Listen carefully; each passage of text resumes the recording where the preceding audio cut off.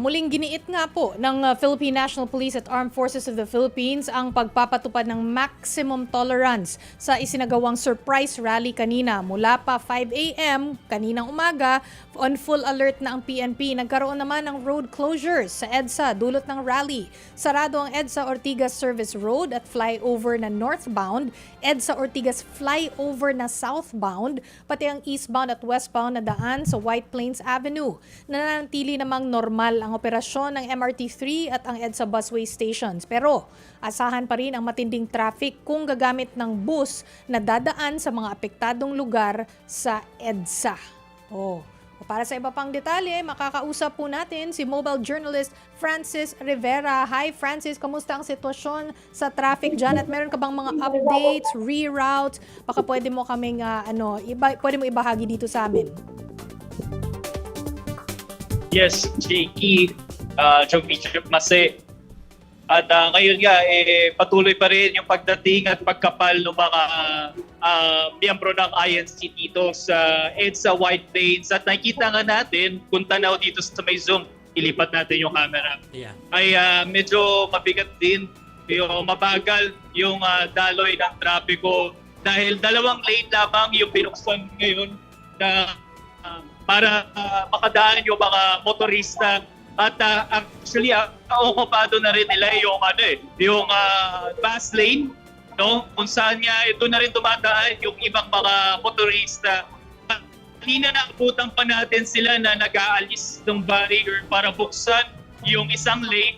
Kasi kaninang umaga bus lane na yung talagang tinadaanan ng mga motorista. Pero ngayon, halos nakakadaan na nga yung ibang mga motorista. Dalawang lane na yung nadadaanan nila. Or 2 or 3 or 4 lanes yung okupa ng mga miyembro ng INC na nakapark yung kanilang mga bus, yung kanilang mga van, yung mga service na ginamit kanila papunta rito. At kita rin natin kanina sa pag-iikot natin, mga tent na nakalatag na doon, no? At senyales kaya na all-nighter o magdamaga na sila dahil nga rin for tomorrow, from 8 a.m. to 8 p.m., may permit na sila to hold a peaceful rally dito sa EDSA White Plains. Pero as of the moment, continuous yung ginagawa nilang program at yung mga miyembro ng INC patuloy din sa pagdating. So medyo umuulan or umambon ngayon kaya nakapayong sila. So ito yung sitwasyon dito ngayon, Jovi, sige Masen. Would we know, Francis, kung bukas ay 2 lanes pa rin ba ang gagamitin o magbubukas ba sila ng bagong lane? Baka lang meron kang impormasyon patungkol dyan. Kasi 8 a.m. to 8 p.m. no, yung permit for rally, mahaba-habang oras yan. Yes, Vicky, susubukan pa natin makalap ng impormasyon kung bubuksan pa nila itong isang linya dito sa EDSA. Kasi kanina upon checking nga, halos isang malaking parking lot itong northbound dahil sa mga sasakyan na nakapark, no? Bukod sa mga sasakyan, may mga motor din at hindi na halos madaanan. Kaya yung iba namang mga kapatid natin na pedestrian, yung mga naglalakad lamang o yung miyembro nitong INC, doon na halos katabi na mismo ng mga sasakyan na naglalakad. So medyo delikado rin, no? Although medyo mabagal at medyo mabigat din naman yung daloy ng trapiko. At pero medyo delikado dahil katabi na sila mismo nitong mga sasakyan. Hello.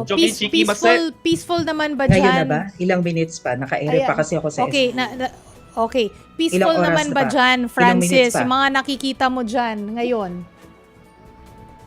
Kahit simula kanina. Sorry, Chiki, hindi ko masyado narinig. Kamusta yung peace situation dyan? Yes, Chiki, peaceful naman yung mga nandito sa ating likuran. At yung iba nga sa kanila, naglalatag na lang ng sapin sa lapag para makaupo. At yung iba naman, mga nilatag na tent para doon naman sila nagstay kanina. Pero yung mapapansin naman natin, yung iba doon na mismo sa, kunyari, itong bus na nandito sa may White Plains, doon sila nag-i-stay. So, peaceful naman so far. Matapos nga yung nangyaring kriyan kanina umaga, wala na tayong naitala or wala na tayong nakita na nagkagulo or nagkaroon ng girian sa pagitan ng mga analisa, ito mga miyembro ng INC, ganun din sa ating mga kapulisan. No?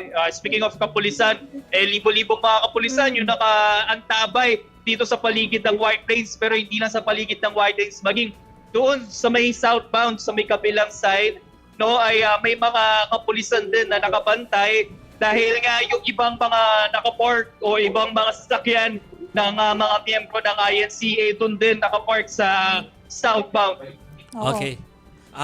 Tanong lang ako, alam ko na sinabihan ko si Francis kanina na, or si JF kanina na puntahan yung yung mga bus na controversial ngayon dahil nakita doon sa video na nakaharang doon sa busway. Alam ko na iurong na yun.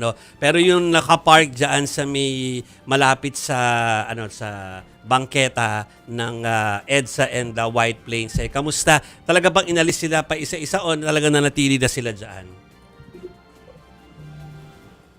Yes, Jovi. Actually, nakita pa rin natin, andito pa rin yung mga sasakyan nga, no, na kanina, pagdating natin, o yung mga na-videohan natin kanina, nandun pa rin. So, as of the moment, andito pa rin at kita pa rin natin, itong matatanawangan natin, may apat na bus pa rin harang or nakaparada mismo sa bungat nitong White Plains. Ito, itong Okay.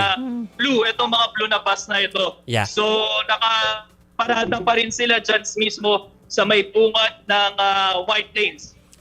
Hindi, sabihin ko lang, habang nagsasalita si Francis, napakita po namin kanina, ay file po yon, earlier shot yon, at hindi na ngayon nakahambalang doon sa bus lane yung mga bus ng grupo po na nagpo-protesta ngayon dyan sa tapat ng EDSA monument, People Power Monument. So naka-atras na sila doon. So yung mga sasakyan na pina-check ko sa iyo kanina, JF, nanatili ba sila naka-park diyan? Yes, Jovi, ito nga sa likod nitong bus na pinakita natin. Andun pa rin yung mga van, yung mga sasakyan na nakaparada. And actually doon sa may harap ng Camp Crame, itong pag-dineresyon natin itong northbound, kitang-kita pa rin din natin. Simula nga actually dito, tanaw natin yung mga bus, no? And for sure, ito yung mga galing mismo doon sa kanina sa may flyover at dito na pumarada sa may harap nga no may Camp Crame. So, Jovi Chiki Mase, to answer your question para Sophie, andito pa rin yung ilang mga sasakyan. Pero ang natanggal na nga yung doon sa may Ortigas flyover na mga bus, mga sasakyan. Wala na sila nung umikot tayo doon kanina. Pero itong mga nandito sa northbound, nananatili pa rin silang nakaparada rito. Francis, baka meron ka lang balita about sa mga personalidad na inaabangan tonight, kung meron man o bukas? Yes, Vicky, actually andito ngayon si Shavit Singson. Pero hindi pa siya pinagsasalita, in-acknowledge lang siya kanina. At kanina nga, ay tumating din dito si former Senate President Alan Peter Cayetano at nagbigay nga siya ng speech. At ngayon nga, yun yung inaabangan kung darating ba si Senator Rodante Marcoleta. Yun yung inaabangan naman natin ngayong gabi. Mm-hmm. Okay. Yun na muna, Mase. Baka meron kang tanong kay Francis? Okay, wala si Mase ngayon. Yeah. Thank you. Thank you. Maraming salamat, Francis Rivera. Ingat kayo dyan.